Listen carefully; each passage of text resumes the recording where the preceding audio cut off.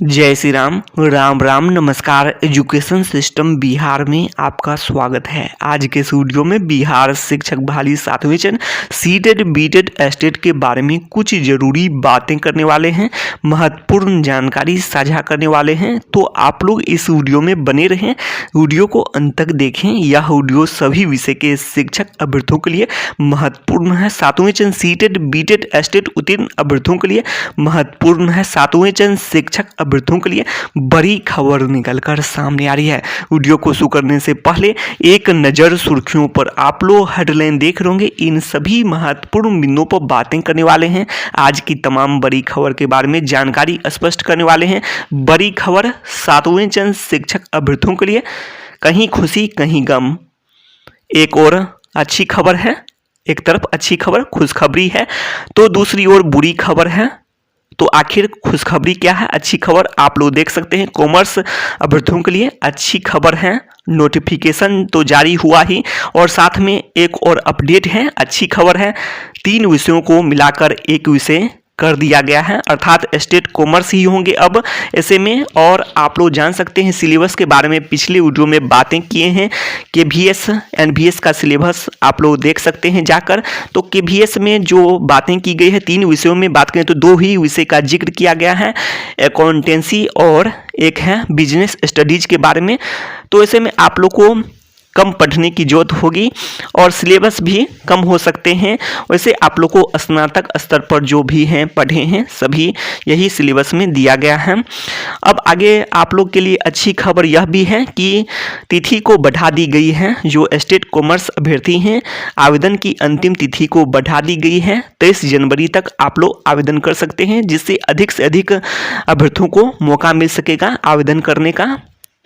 तो ये सभी अच्छी खबर है सभी अभ्यर्थियों के लिए।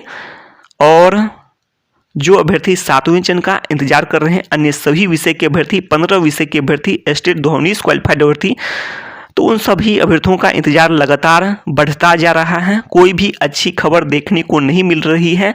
और आप लोग ये भी देख रहे होंगे काफ़ी समय गुजर चुके हैं और अभ्यर्थी लगातार 4 साल से भी अधिक समय से इंतजार कर रहे हैं। और यहाँ तक कि नियमावली 2022-23 भी अभी तक फाइनल रूप से पब्लिक नहीं हो सका है, अर्थात कैबिनेट की मुहर अब तक नहीं हो सकी है। आखिर इतने दिनों से रोका जा रहा है। और इसके अलावा जो कंप्यूटर शिक्षक के पद हैं, तो ये भी अभी भी जो बात करें तो कैबिनेट से अंतिम फाइनल रूप से जो नियमावली 2022 की बात करें या फिर कंप्यूटर शिक्षक के 7360 पद, तो इन सभी का सभी अभ्यर्थी काफ़ी समय से इंतजार कर रहे हैं कि फाइनल होकर आ जाए तो कुछ हद तक खुशखबरी देखने को मिले। और अंतिम रूप से खुशखबरी फाइनल रूप से आप लोग तभी मान सकते हैं खुशखबरी जब 7वें चरण का विज्ञापन जारी हो और सभी क्वालिफाइड की नौकरी पक्की हो, अधिक से अधिक क्वालिफाइड अभ्यर्थियों की नौकरी पक्की की संभावना बने, रिक्तियों की संख्या बढ़े। तो अच्छी खबर अंतिम रूप से मानी जा सकती है। वैसे कुछ हद तक अगर नियमावली 2022-23 और इसके अलावा कंप्यूटर शिक्षक के पद और इसके अलावा अन्य सभी विषयों में भी रिक्तियों की संख्या बढ़कर सामने आ जाती है, शेड्यूल भी आ जाते हैं और रिक्तियों का भी आकलन ऑफिशियल तौर पर आ जाता है, तो कुछ हद तक आप लोग खुशखबरी मानकर चल सकते हैं। और सचिवालय अपडेट आप लोग देख सकते हैं। तो सचिवालय से जो अभी तक बात करें तो कुछ बड़ी अपडेट नहीं है। और पिछले वीडियो में बातें किए थे 6ठे चरण के लिए, तो 6ठे चरण के लिए तो वही बातें मिलने गए थे। और सप्ताह जो शेड्यूल की बात करें तो शेड्यूल अगले सप्ताह, लेकिन देखिए कब जारी होता है 6ठे चरण का शेड्यूल। और इसमें यह भी बातें किए थे कि जो समय है, जो समय सारणी की बात करें जो शेड्यूल में, वो कम दिया जाए, अर्थात शॉर्ट हो, तभी अच्छी खबर होगी जो भी 7वें चरण का इंतजार कर रहे हैं सभी अभ्यर्थियों के लिए। तो यही बातें हैं। तो तैयार नियमावली 2022-23 कभी भी किसी भी समय कब पब्लिक होंगे अभी तक कहना मुश्किल है। और सरकार द्वारा आखिर इतनी देरी क्यों की जा रही है इन 2 बातों को लेकर, नियमावली 2022-23 हो या फिर शेड्यूल हो या फिर कंप्यूटर शिक्षक के 7360 पद हों, सभी काफ़ी समय से इंतजार कर रहे हैं और जो कि हमेशा सुर्खियों में बनी हुई है। और सचिवालय अपडेट आप लोग ये भी जान सकते हैं कि जो मुख्यमंत्री जी समाधान यात्रा पर व्यस्त हैं, जिसके कारण जो हैं सचिवालय के जो अधिकारी हैं जैसे कि अपर मुख्य सचिव जी हैं, ये सभी भी व्यस्त होंगे। तो यही बातें हैं, व्यस्त हैं।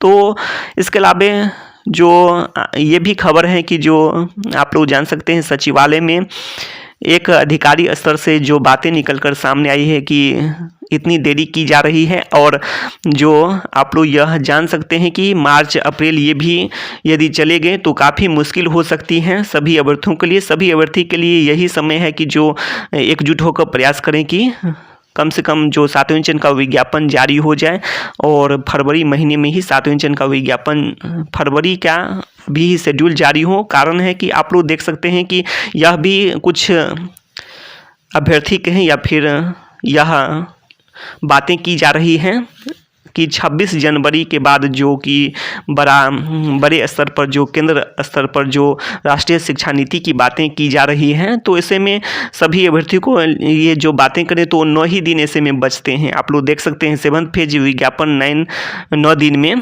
तो यही बातें हैं। तो कुछ अभ्यर्थी द्वारा इस टाइप की बातें कर दी जाती हैं कि जो कई तरह के जो बातें हो रही हैं राष्ट्रीय शिक्षा नीति को लेकर, जो भयावह दृश्य किए जा रहे हैं, तो ये सभी बातें हैं।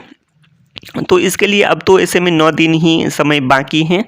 तो 9 दिन में अब क्या हो सकता है, यही बातें हैं। PIL की बातें की जाती है, तो PIL से भी अब तो 9 दिन में कुछ होने वाला नहीं है। ऐसे में जो 26 जनवरी की बातें की जा रही हैं, तो यही बातें हैं। तो ऐसे में आप लोग खुद भी समझ सकते हैं अब क्या हो सकता है। ऐसे में जो राष्ट्रीय शिक्षा नीति की बातें कर दी जाती हैं, और सचिवालय अपडेट में भी किया जाता है ये सभी बातें कि जो अप्रैल चला जाएगा, तो इस टाइप की बातें मार्च अप्रैल, तो काफ़ी समय जाने से सभी अभ्यर्थियों के लिए मुश्किलें बढ़ने वाली है ऐसे में। और कुछ अभ्यर्थी जो आप लोग जान सकते हैं यह भी बातें करते हैं जो जातिगत जनगणना के बाद, तो ऐसे में काफ़ी समय चले जाएंगे। 7वें वेतन का इंतजार काफ़ी समय तक करना होगा, और जातिगत जनगणना से भी जो बिहार स्टेट क्वालिफाइड अभ्यर्थियों के लिए कुछ फर्क नहीं पड़ने वाला है। 13 विषयों की बात करें तो नौकरी लगभग पूरी तरह से पक्की ही है। अभी के अनुसार बात कर रहे हैं तो 13 विषयों में भी नौकरी पूरी तरह से पक्की ही है, और इन 2 विषयों में भी रिक्तियों की संख्या बढ़ जाती है, तो सभी क्वालिफाइड की नौकरी पक्की होने की संभावना बन सकती है। तो ये भी बातें हैं। तो अच्छी खबर अब क्या हो सकता है तमाम शिक्षक अभ्यर्थियों के लिए।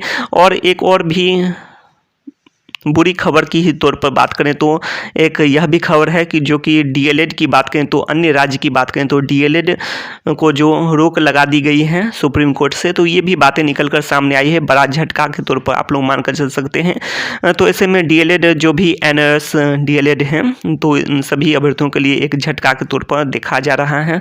लेकिन अभी तो अपने राज्य की बात करें, जो बिहार राज्य की बात करें, तो बिहार राज्य के लिए वैसी कोई बड़ी खबर नहीं है, तो अन्य राज्य की ही खबर है, लेकिन इसे भी जोड़ा जा रहा है। तो जो भी हैं, तो एक और कहीं खुशी तो कहीं गम वाली खबर भी है। और 80,257 पद और 1,20,000 पद, तो ये सभी 2 लाख पदों और मुख्यमंत्री जी द्वारा ऐलान किए जाते हैं नौकरी रोजगार के बारे में। 10 लाख नौकरी, 10 लाख रोजगार, तो कभी ये बातें कर दी जाते हैं कि जहाँ भी शिक्षकों की कमी है जल्द बहाली हो, लेकिन ऐसा कुछ भी नहीं हो रहा है। निर्देश भी देते हैं, कहे भी हैं शिक्षा विभाग, और मुख्यमंत्री जी की समीक्षा बैठक के माध्यम से बातें भी स्पष्ट हुई है ऑफिशियल तौर पर भी, लेकिन ऐसा कुछ भी देखने को नहीं मिल रहा है। तो शिक्षा से संबंधित तमाम जानकारी के लिए सब्सक्राइब करें एजुकेशन सिस्टम बिहार को।